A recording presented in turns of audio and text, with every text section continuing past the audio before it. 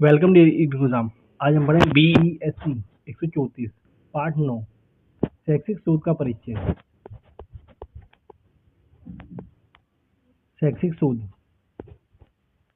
प्रस्ताव में दिए गए परिचय से आपको शोध शब्द का मोटा मोटी अंदाजा हो गया होगा। शोध नया ज्ञान का सृजन करने या मौजूद ज्ञान को सत्यापित करने या मौजूद जानकारी के खंडन के लिए जांच की एक वैज्ञानिक प्रक्रिया है।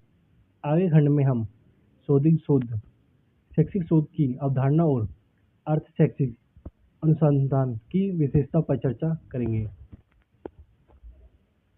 अवधारणा और अर्थ। शैक्षिक शोध दो शब्द से मिलकर बना है, शिक्षा और शोध। शिक्षा शब्द का व्यापक अर्थ है। शिक्षा शब्द को एक अर्थ देने बहुत कठिन है, लेकिन फिर भी शिक्षा शब्द लैटिन भाषा के एडिक्वेयर शब्द से बना है, जिसका अर्थ होता है सूरत या आकार। मानव इसके संदर्भ में शिक्षा का अर्थ सामाजिक की इच्छा अनुसार मानव व्यवहार में परिवर्तन करना ही शिक्षा है। वहीं दूसरी ओर शोध शब्द फ्रांसीसी शब्द रिसर्च से लिया गया है, जिसका अर्थ है सूक्ष्म रूप से खोजना या खोज के बारे में जानना।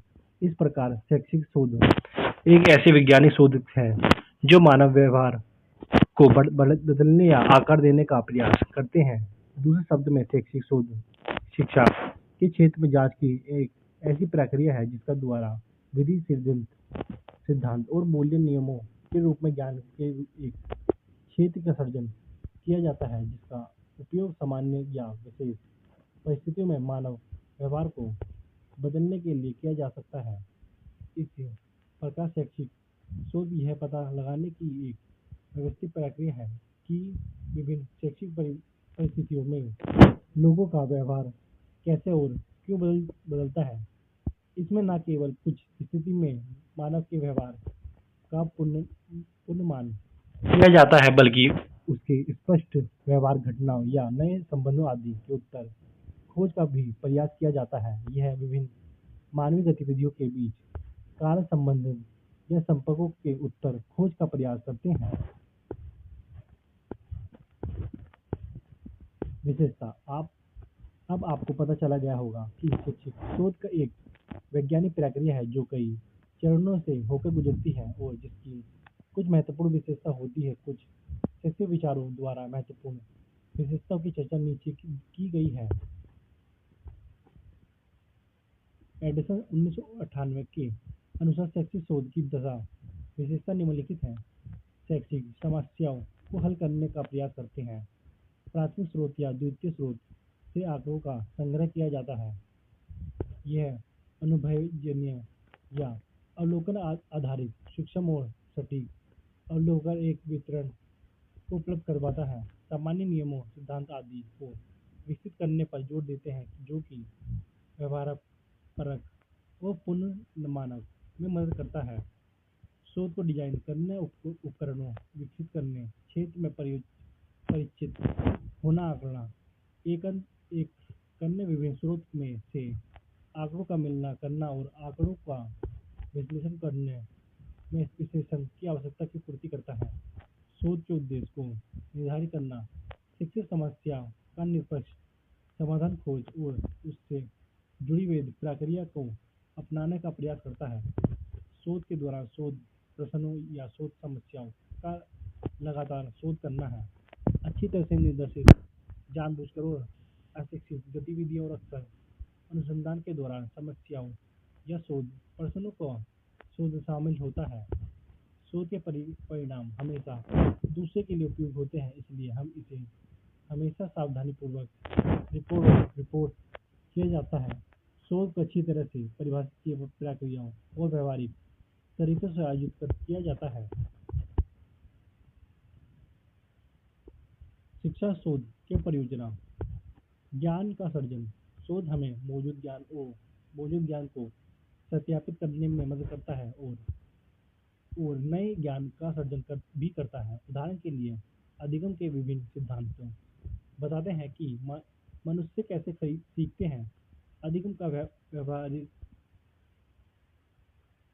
व्यवहारवादी सिद्धांत बताता है कि आदतें कैसे बनाई जा सकती हैं। सूचना प्रसारण सिद्धांत बताता है कि हम विभिन्न प्रकार की संविधानों का व्यवहार कैसे हैं, हमें उनका अर्थ कैसे बनाते हैं, हमारी स्मृति क्या भूमि निभाती है, हम जानकारी कैसे संग्रह करते हैं और स्मृति कैसे व्यवस्थित होती है। शोध जो कि ज्ञान के सर्जन की ओर ले जा सकता है, इसीलिए बहुत बहुत सावधानी से नियोजित और नियंत्रण स्थितियों में एक संचालित किया जाता है। इसी तरह के शोध का संबंध सिद्धांत निर्माण से है और इस मौलिक शोध के रूप में जाना जाता है। वो है जिसे आधारभूत शोध भी कहा जाता है। समस्या समाधान शोध एक ऐसी गतिविधियां हैं जिसका मुख्य उद्देश्य शिक्षा से संबंधित मौजूद समस्याओं को हल करना है। इन समस्याओं का सामना विद्यार्थियों या शिक्षकों या स्कूल या नेतृत्वकर्ताओं या माता पिता या किसी अन्य हितधारकों को या किसी शैक्षणिक संस्थान या एक समुदाय या एक राष्ट्र द्वारा किया जाता है।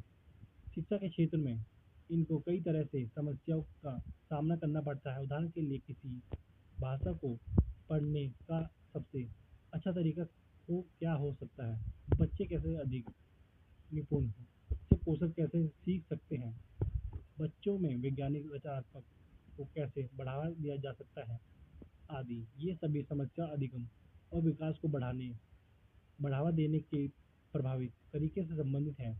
प्रत्येक समस्या में शोधार्थी यह मुख्य उद्देश्य समस्याओं के समाधान का पता लगाना है ताकि दूसरों लोग अपनी शैक्षिक समस्याओं को हल करने के लिए इसका अनुपालन कर सकते हैं। उदाहरण के लिए यदि कोई शोधार्थी प्रायोगिक शोध में किसी विशेष विषय से संबंधित विषय में विद्यार्थियों के प्रदर्शन को बेहतर करने के लिए मल्टीमीडिया या आईसीटी का उपयोग करता है और उसके बेहतर परिणाम आते हैं तो इसे सामान्यकरण किया जा सकता है। यदि कोई शिक्षक अपने विद्यालयों में विद्यालय विद्यार्थियों को प्रभावपूर्ण तरीके से सीखना चाहता है तो वह मल्टीमीडिया या आईसीटी का उपयोग अपनी कक्षा में कर सकता है। इस प्रकार एक शोध के रूप में एक शिक्षा समस्या का समाधान खोजता है, तो इसी तरह की समस्या को हल करने के लिए अन्य शिक्षकों भी इसी समाधान का अनुप्रयोग कर सकते हैं। एक बार देखना कि शिक्षा शोध का क्षेत्र शैक्षिक मनोविज्ञान की वह शाखा जिसमें वैज्ञानिक रूप से अधिगम के क्षेत्र में विद्यार्थियों, शिक्षकों और अन्य लोगों को ही समस्या का समझने के लिए शिक्षण अधिगम प्रक्रिया और उससे जुड़ी अवधारणाओं पर मुख्य रूप से शोध किया जाता है। इसमें संज्ञा और अधिगम, व्यक्तिगत भिन्नता से संबंधित वृद्धि, व्यक्तित्व, अभिक्षमता, अभिप्रेरणा आदि का भी अध्ययन किया जा सकता है। अध्यापक शिक्षा शिक्षक सेवकालीन और सेवपूर्व के पेशेवर विकास सतत शिक्षा, विषय ज्ञान विस्तार, शिक्षा अधिगम प्रक्रिया, प्रौद्योगिकी आधारित शिक्षा के साथ साथ व्यक्तिगत सामाजिक और पेशेवर भूमिकाओं से संबंधित मुद्दे के व्यवस्थित एवं वैज्ञानिक रूप से अधिगम अध्यापक शिक्षा के अंतर्गत किया जाता है। दूरस्थ शिक्षा एक ऐसा क्षेत्र है जहाँ पारंपरिक और उभरती प्रौद्योगिकियां एकीकरण ने विद्यार्थियों तक पहुँचने और प्रभाव के मामले में व्यापक परिवर्तन लाए हैं। आज प्रौद्योगिकी के साथ विद्यार्थी सहायता सेवा ने ऑनलाइन शिक्षा का संभव बना दिया है।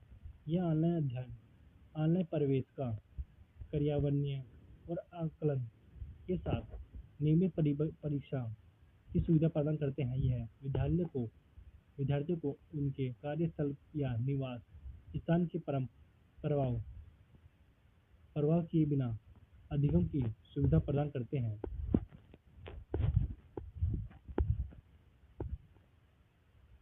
शोध समस्या का पहचान। शोध का पहला चरण में उस समस्या की पहचान करना है जिस पर शोध जाना है। किसी समस्या की पहचान क्षेत्र में उपलब्ध मौजूद साहित्य की समीक्षा या सर्वेक्षण के माध्यम से की जा सकती है ताकि उसके भीतर अंतर्गत की पहचान की जा सके। यह शोध के व्यक्तिगत अनुभव या समाज के कुछ वर्गों द्वारा समान की जाने वाली समस्या पर भी आधारित हो सकती है।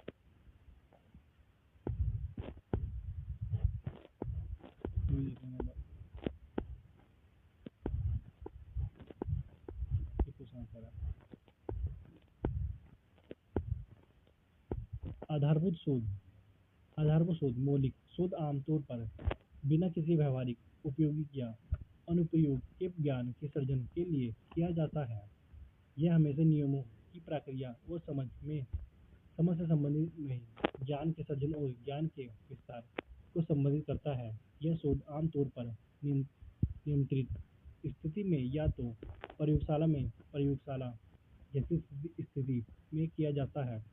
आधारभूत मौलिक शोध सिद्धांत या नियमों के निर्माण के लिए किया जाता है ताकि शोध सिद्धांत या नियमों का उपयोग मानव कल्याण के लिए विभिन्न मशीन उपकरणों के सृजन, आविष्कार डिजाइन करने के लिए करें।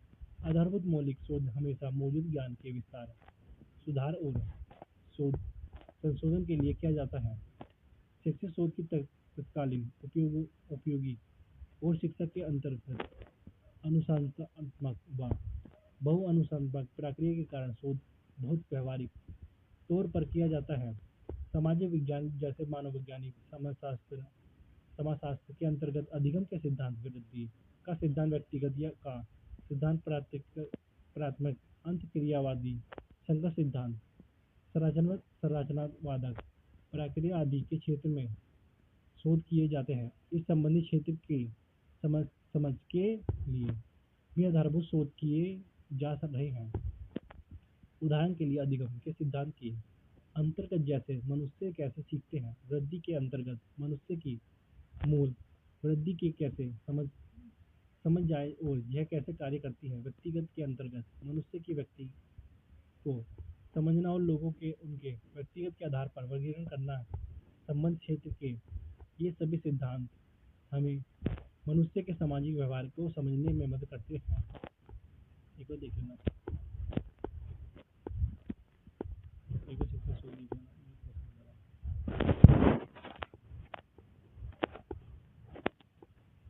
टीवी देखना एक बार गुणवंत शोध,